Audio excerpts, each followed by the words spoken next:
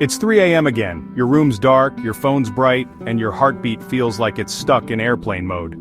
Ever notice that the night gets louder inside you the quieter it gets outside, that hollow hum behind the ribs?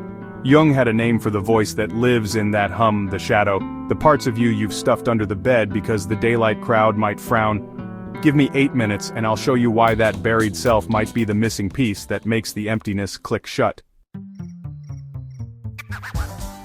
Quick reality check.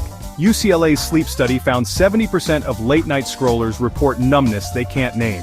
You close your apps like you're tucking in kids, but the silence climbs back into the crib. It's not just insomnia, it's emotional jet lag. Your persona is still performing, but the backstage crew is on strike. That backstage, says Jung, is crowded with feelings we'd rather mute: envy at a friend's glow-up, anger you swallowed at work, grief you postponed because adulting. When the lights go out, that crew turns up the volume.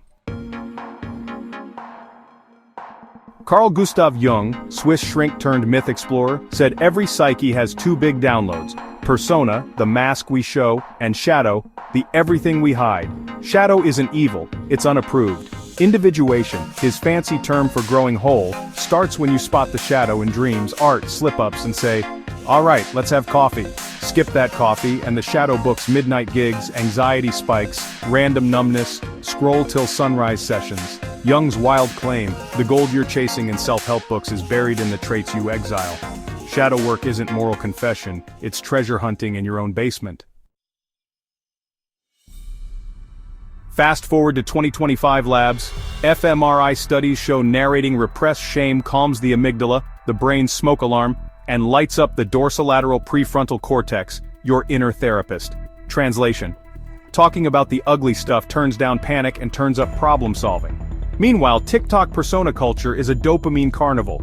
You get the sugar rush, then crash into the 3 a.m. void. Neurologist Judson Brewer calls it reward prediction error. Your brain expected belonging, got pixel applause, emptiness invoices you later. Shadow dialogue fixes the math by letting the exiled feeling finally cash its check. Ready for the first mini drill? Grab your notes app, type 2 sentences that start with, "I'm not allowed to," and, just finish them fast, no filter. For example, "I'm not allowed to be jealous of my best friend's promotion." Read them once, then whisper, "Shadow noted, you just opened a door, don't worry, nothing explodes, the room just gets fresh air." Second drill, 60-second rage scribble, paper, pen, no words, just lines. Go jagged until your wrist warms up. When the timer dings, circle one random section. That messy loop, name it, boundary guardian, chaos cat, whatever comes to mind. Third drill is giving that shadow a job. Next time someone pushes past your limit, imagine chaos cat stepping forward and speaking first. You stay calm, shadow handles the no. Congrats, you didn't kill anger, you hired it. Here's the brain chemistry naming triggers Broca's area, which sends a chill memo to the limbic system. Feeling logged, alarm stand down. Sharing the name with one safe human releases oxytocin, the trust hormone. Put together, you get less adrenaline, more grounded energy. Kierkegaard called unspoken despair a sickness. Modern psych calls spoken truth exposure with integration. Same coin, flipped.